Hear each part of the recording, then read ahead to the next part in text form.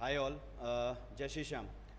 मैंने जो last video आप लोगों को बनाया था वो कैपिटल गेन अपन कैलकुलेट कर रहे थे कि प्रॉपर्टी अगर मैं सेल करता हूँ तो सेल करने पर जो मेरे को टैक्स लगेगा वो टैक्स कितना होगा। तो मैंने पिछले वीडियो में सेलर और बायर के एंड से आपको समझा दिया था। साथ में मैंने ये भी कहा था कि कुछ इसमें पार्ट जो बच रहा है वो मैं सेकेंड वीडियो में आप लोगों के लिए लेकर आऊँगा। तो मैं स्टार्ट कर रहा हूँ। लास्ट वीडियो में मैंने आप लोगों को बता दिया था कि यहाँ पर जो सेलर है जिसने immovable property land and building बेची बायर को, तो सेलर के हैंड से और बायर के हैंड से दोनों के हैंड से क्या टैक्सेबिलिटी आती है मैंने आपको ये बता दिया था। मैंने ये कहा था कि सेलर जो है वो स्टैम्प ड्यूटी वैल्यू से कम पर प्रॉपर्टी नहीं बेचना चाहिए। अगर सेलर स्टैम्प ड्यूटी वैल्यू से कम पर प्रॉपर्टी बेचता है तो फिर स्टैम्प ड्यूटी वैल्यू ही उसकी सेल कंसिडरेशन मानी जाएगी। तो मैंने एक एग्जांपल भी लिया था कि कोई प्रॉपर्टी थी, कोई लैंड एंड बिल्डिंग थी जिसकी स्टैम्प ड्यूटी वैल्यू गवर्नमेंट की ऑथराइज्ड जो वैल्यू है, डीएलसी रेट जिसे बोलते हैं, सर्कल वैल्यू जिसे बोलते हैं, वो 50 लाख थी, लेकिन उसने 40 लाख में बेची। उसने 40 लाख में बेची तो भले ही उसके अकाउंट में 40 लाख आया हो, उसको टैक्स 50 लाख पे कैलकुलेट करके ही देना होगा। ये मैंने आप लोगों को बता दिया था। साथ में मैंने ये भी कहा कि जो बायर है वो बायर भी क्या करेगा, 50 लाख की प्रॉपर्टी चूंकि उसने 40 लाख में परचेज कर ली तो वो जो 10 लाख का डिफरेंस था वो बायर के एंड में गिफ्ट ट्रीट हो जाएगा। ये ट्रीटमेंट था जब आप property DLC rate stamp duty value से कम पर बेचते हैं एंड खरीदते हैं। अगर आप एग्जैक्ट स्टैम्प ड्यूटी वैल्यू पर खरीदते बेचते हैं तो जो आपका एक्चुअल ट्रांजैक्शन है उसी पर आपको टैक्स कैलकुलेट करके देना है, और अगर आप ज्यादा में बेचते हैं तो भी जो आपका एक्चुअल वैल्यू है उसी पर ही आपको टैक्स देना होगा। ठीक है यहां तक? अच्छा, आगे बढ़ते हैं। अब मैंने आपको यह कहा था कि सपोज करो जो सेलर है जिसने प्रॉपर्टी परचेज की, आज मैं आप लोगों को इंडेक्स कैलकुलेट करना भी बता देता हूं क्योंकि इंडेक्स की कैलकुलेशन के माध्यम से ही आप टैक्स की कैलकुलेशन करते हो। मैंने लास्ट वीडियो में आपसे कह दिया था कि अगर मैं कोई भी लैंड एंड बिल्डिंग 24 मंथ्स 24 महीने तक होल्ड करके रखता हूं फिर बेचता हूं तो वो जो लगने वाला टैक्स होगा वो 20% होगा, क्योंकि उसे लॉन्ग टर्म कैपिटल गेन कहा जाएगा। लॉ की लैंग्वेज में लॉन्ग टर्म कैपिटल गेन है या आप लॉन्ग टर्म टैक्स कह सकते हैं। अगर आप प्रॉपर्टी को 24 मंथ्स 24 महीने के अंदर अंदर बेच देते हैं तो फिर शॉर्ट टर्म होता है, फिर आपकी जो स्लैब लग रही होती है as per your age, as per your slab. ठीक है, ओल्ड स्कीम न्यू स्कीम के हिसाब से मैं नेक्स्ट वीडियो वही लेकर आऊंगा। इस बार जो है वो फाइनेंशियल ईयर 23-24 की हम इनकम टैक्स रिटर्न फाइल कर रहे हैं, तो कुछ लोग नई स्कीम में फाइल कर रहे हैं, कुछ लोग ओल्ड स्कीम में फाइल कर रहे हैं। तो फाइल आपका जो है टैक्स कंसल्टेंट, आपके चार्टर्ड अकाउंटेंट जो भी है, टैक्स प्रैक्टिशनर, वो फाइल कर रहे हैं। But you have to know, आपको ये पता होना चाहिए कि आपकी रिटर्न ओल्ड में क्यों फाइल हुई है और न्यू में क्यों फाइल हुई है। इसके लिए मैं नेक्स्ट वीडियो आपके लिए लेकर आऊंगा, अभी हम इस वीडियो पर डिस्कस करते हैं। तो मैंने सपोज करो कोई प्रॉपर्टी है वो 2001 में परचेज की। कब परचेज की? 2001-2 पूरा साल ले लेता हूं मैं, कोई सी भी एक डेट को परचेज करी, सपोज 15 लाख की मैंने परचेज की। ठीक है, आज उस प्रॉपर्टी को मैं बायर को सेल कर रहा हूं, बायर को वो प्रॉपर्टी बेच रहा हूं, वो मैं बेच रहा हूं फाइनेंशियल ईयर 23-24 जो पीछे चला गया है, क्योंकि अभी जो हम इनकम टैक्स की रिटर्न फाइल कर रहे हैं, अभी हम जो भी ट्रीटमेंट करेंगे वो 23-24 फाइनेंशियल ईयर का करेंगे। तो कुछ लोगों ने 23-24 में प्रॉपर्टी बेची होगी, कुछ लोगों ने 23-24 में प्रॉपर्टी खरीदी होगी। तो 23-24 में मैंने वो प्रॉपर्टी बेच दी। तो यहां पर मैंने बात की कि सपोज करो मैंने 50 लाख की मैंने बेच दी, और जो मैंने 50 लाख की बेची, आज मैं बात कर रहा हूं कि जो मेरी स्टैंप वैल्यू है, जो मेरी डीएलसी रेट है, वो प्रॉपर्टी की 60 लाख है। वो प्रॉपर्टी की कितनी है? 60 लाख। मैं ज्यादा ले रहा हूं डीएलसी रेट।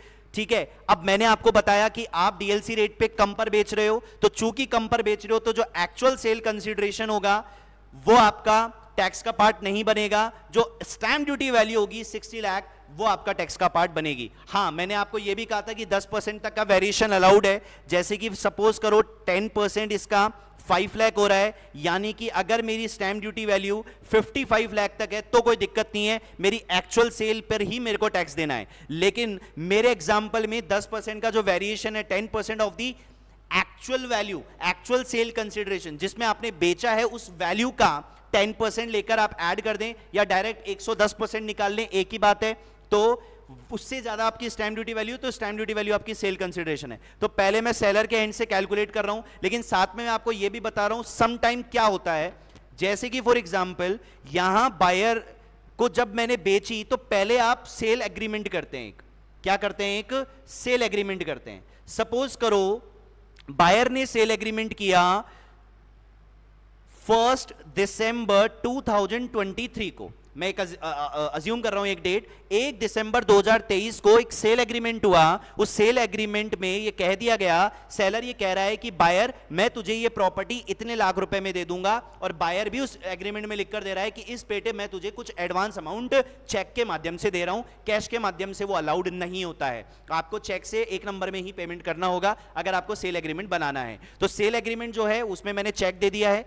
अब बात क्या होती है, अब स्टैंप ड्यूटी वैल्यू जो है वो उस डेट की भी ली जाएगी जिस डेट को आपने सेल एग्रीमेंट किया, लेकिन ये तो है सेल एग्रीमेंट की डेट, मैंने जो एक्चुअल में बेचा है, जो मेरी एक्चुअल सेल डेट है, जब मैंने रजिस्ट्री करवाई, बायर को एक्चुअल पोजीशन ट्रांसफर किया, बायर ने रजिस्ट्री करवा ली, एक्चुअल उस प्रॉपर्टी को टेक ओवर कर लिया, तो वो सपोज करो वो हो रही है आपकी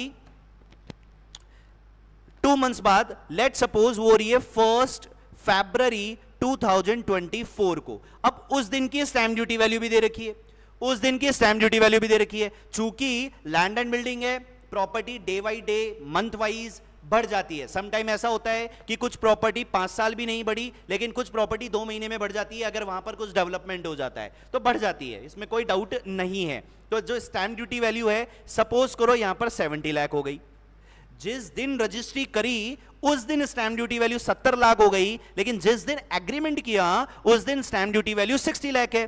तो अब बात ये आती है, सेलर कंफ्यूज है, सेलर को ये लगता है अरे यार मैंने एक्चुअल में तो 50 लाख की बेची है, मेरे अकाउंट में तो 50 लाख ही आया है, तो मुझे टैक्स 50 लाख पे देना है। नहीं, मुझे टैक्स जो है वो स्टैंप ड्यूटी वैल्यू पे देना है। लेकिन फिर एक क्वेश्चन आ जाता है, अच्छा अगर स्टैंप ड्यूटी वैल्यू पे देना है तो स्टैंप ड्यूटी वैल्यू तो 1 दिसंबर की भी दी हुई है और 1 फरवरी की भी दी हुई है, तो मुझे कौन सी स्टैंप ड्यूटी वैल्यू लेनी है? क्योंकि यहां पर सेलर को टैक्स कम देना है, उसका ये टारगेट होता है। जाहिर सी बात है, अगर 70 लाख आप स्टैंप ड्यूटी वैल्यू उठाते हो तो उसको 70 लाख पे टैक्स देना पड़ेगा, लेकिन वही स्टैंप ड्यूटी वैल्यू अगर आप 60 लाख उठाते हो तो 60 लाख पे देना पड़ेगा। तो यहां पर सीधा सीधा क्लियरिफाई कर दिया गया है, लॉ में यह साफ साफ कह दिया गया है कि आप स्टैंप ड्यूटी वैल्यू उस दिन की ले सकते हैं जिस दिन आप एग्रीमेंट कर रहे हैं, एक वैलिड एग्रीमेंट कर रहे हैं, लेकिन प्रोवाइडेड आपको जो एग्रीमेंट आप कर रहे हैं, तो जो एडवांस मनी आपने सेलर को दिया या सेलर ने जो एडवांस मनी रिसीव किया, that advance money should be received only through bank channels. ठीक है, आप जो है वो चेक से ही पैसा लेंगे, आपके अकाउंट में ही वो ट्रांसफर होना चाहिए, आप कैश में नहीं लेने चाहिए। आप कुछ ना कुछ part payment, full payment, whatever 10%, 20%, 50%, 70%, ये ट्रांसफर होना चाहिए बाई चेक। ठीक है, यहां तक अगर चेक से पेमेंट हो गई है तो आप you can take an stamp duty value as on the date when agreement done. जब एग्रीमेंट डन हुआ, जब एक्चुअल पोजीशन ट्रांसफर हो रहा है, उस दिन के स्टैंप ड्यूटी वैल्यू लेने की आवश्यकता नहीं है। तो मैं सेलर के एंड से बात कर रहा हूं, सेलर के एंड से जो मैं सेल वैल्यू ले रहा हूं, वो सेल वैल्यू कौन सी ले रहा हूं? एग्रीमेंट की ले रहा हूं, 60 लाख। मैं 50 लाख इसलिए नहीं ले रहा क्योंकि 10% के वेरिएशन से ज्यादा है, तूने कम पर बेची है, तुझे भुगतना पड़ेगा। अब माइनस करता हूं मैं इसमें कॉस्ट, तो बेसिकली यहां कॉस्ट माइनस नहीं होती, या इंडेक्स कॉस्ट माइनस होती है। क्या माइनस होती है? Index cost. क्योंकि ये जो 15 लाख रुपए है, क्योंकि जो प्रॉपर्टी मैंने खरीदी है तो वो मैंने दिया भी तो है, पैसा मेरी पॉकेट से गया भी तो है, तो वो भी तो माइनस करूंगा। तो यहां पर कॉस्ट माइनस होती है, जो प्रॉपर्टी आप बेच रहे हैं वो जितने की खरीदी वो माइनस होती है, फिर बैलेंस पर आपको टैक्स देना होता है। तो अब बात ये आती है कि ये जो इंडेक्स है ये कैसे निकाला जाएगा, क्योंकि प्रॉपर्टी तो 15 लाख की कौन सी ईयर की है, कौन सी ईयर की वैल्यू है? 2001-2, और आप बेच कब रहे हैं? फाइनेंशियल ईयर 23-24 में। तो इसके लिए आपको क्या करना है? इसके लिए आपको इंडेक्स का डिवाइड और मल्टीप्लिकेशन करना है, डिवाइड और मल्टीप्लिकेशन करना है। मैं आपको तरीका बता देता हूं। जिस फाइनेंशियल ईयर में आपने प्रॉपर्टी परचेज की है, उस फाइनेंशियल ईयर के इंडेक्स का डिवाइड। अब ये सर ये इंडेक्स कहां मिलता है? ये इंडेक्स आपको गूगल पे मिल जाएगा। आप गूगल पे सिंपली टाइप कीजिए index of financial year this, enter मारिए, टॉप पर लिखा हुआ मिल जाएगा। टॉप पर लिखा हुआ मिल जाएगा, ठीक है। तो 2001-2 का इंडेक्स 100 है, आप चेक कर लीजिएगा गूगल पर, 1-2 है, और वैसे भी इंडेक्स 2001-2 से ही स्टार्ट है। अगर आपकी प्रॉपर्टी 2001-2 से पहले की परचेज है तब भी आप 100 का ही डिवाइड लगाएंगे, क्योंकि जो पहला इंडेक्स है वो 100 ही है और इंडेक्स 2001-2 से ही स्टार्ट है, इससे पहले के इंडेक्स गिवन नहीं है। तो अगर आपकी बहुत पुरानी प्रॉपर्टी है, 2001-2 से पहले की प्रॉपर्टी है, तो फिर आप इंडेक्स के लिए 2001-2 का ही आप बेस ईयर लेंगे और 2001-2 का जो इंडेक्स 100 उसका आप क्या करेंगे, डिवाइड करेंगे, मल्टीप्लाई करेंगे उस फाइनेंशियल ईयर के इंडेक्स का जिस फाइनेंशियल ईयर आपने प्रॉपर्टी को बेची है। हम मल्टीप्लाई करेंगे उस फाइनेंशियल ईयर के इंडेक्स का जिस फाइनेंशियल ईयर में मैंने प्रॉपर्टी को बेची है। तो मैंने कौन से फाइनेंशियल ईयर में प्रॉपर्टी बेची है, 23-24, तो 23-24 का इंडेक्स है 348, 23-24 का इंडेक्स है कितना, 348। तो ये कन्वर्ट आप करेंगे, कन्वर्ट करने के बाद वैल्यू अकॉर्डिंगली बढ़ जाएगी, जाहिर सी बात है। तो 15 लाख में डिवाइड किया 100 का, मल्टीप्लाई किया आपने 348 से, दैट इज 52,20,000। देखिए कितना फायदा हो गया है, कितना। अब आप सोचिए, अगर आप सीधे 15 लाख माइनस करते तो आप 40 लाख पे थोड़ी टैक्स देते, और ये तो सही नहीं है ना यार। मेरी प्रॉपर्टी की वैल्यू तो डे बाय डे बढ़ रही है। तो जो प्रॉपर्टी मेरी 2001-2 में 15 लाख की मार्केट वैल्यू हुआ करती थी, आज 23-24 में वो 52,20,000 की है। तो आप वही माइनस करेंगे, वही माइनस होगा। ये गवर्नमेंट ने बोला हुआ है, ये गवर्नमेंट ने बोला हुआ है, ठीक है यहां तक। तो अब 52-20 का अपन ने माइनस कर देंगे, माइनस करने के बाद कितना बचेगा, ये 7,80,000, 7,80,000। इस पर सीधे सीधे 20% आपको टैक्स देना पड़ेगा। इसके ऊपर 4% का हेल्थ सेज और कुछ आपको इंटरेस्ट भी लगेगा 234B में, सी में। तो एक ओवरऑल जो आपका टैक्स निकल के आएगा वो कुछ इस तरीके से होगा, वो कुछ इस तरीके से होगा। तो आप याद रखिए, अगर आप प्रॉपर्टी 24 महीने बाद बेच रहे हैं तो इंडेक्स का प्रोविजन आपके लिए एप्लीकेबल हो जाता है। लेकिन अगर वही प्रॉपर्टी आप 24 महीने के अंदर बेच रहे हैं तो सीधे सीधे जो कॉस्ट है वही कॉस्ट माइनस करके आप टैक्स देंगे। लेकिन वहां टैक्स 20% नहीं है, वहां स्लैब लगता है। स्लैब आप लोगों को पता है 250 to 5 lakh, 5 lakh to 10 lakh old scheme के हिसाब से, and 3 lakh, 3 to 6, 6 to 9, 9 to 12, 12 to 15, इस तरीके से आपकी स्लैब्स बनाई हुई है, ठीक है यहां तक, ओके। और अगर आप स्टैम्प ड्यूटी वैल्यू से ज्यादा में खरीद रहे हैं तो जो आपकी एक्चुअल सेल है वही आपका मैटर रहेगा। तो यहां तक मैंने कवर करने की कोशिश की है 2 पार्ट्स में, जितना भी मैं कर सकता था इमूवेबल प्रॉपर्टी का टैक्स ट्रीटमेंट। फिर भी अगर आपको कोई भी क्वेरी है, you can call me at any time, 9269-533-500। This is my WhatsApp number, this is my calling number. आप इस पर मेरे को कॉल कीजिए ताकि आप और कुछ जानना चाहें तो मैं आपको बता पाऊं। आज के लिए इतना ही, थैंक यू, बाय बाय, जय श्री श्याम।